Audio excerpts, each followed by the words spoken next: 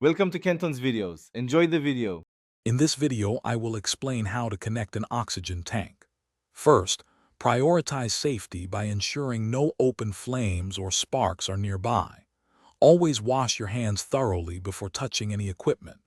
Position the oxygen tank securely in an upright stand or cart. Take a moment to visually inspect both the tank and the regulator for any signs of damage or wear. This initial check is crucial for safe operation.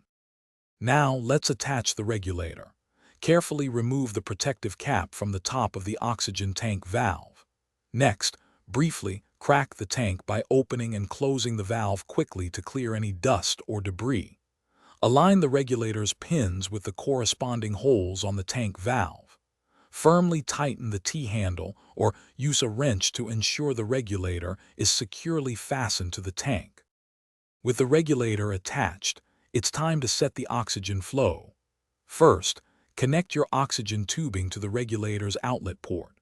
Then, slowly turn the tank valve counterclockwise until it is fully open. Next, adjust the flow meter knob to the specific liters per minute prescribed by a healthcare professional.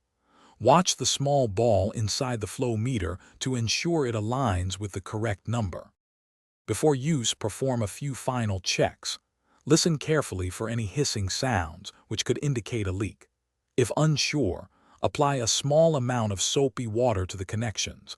Bubbles will reveal a leak. Finally, place the nasal cannula or oxygen mask comfortably on the user.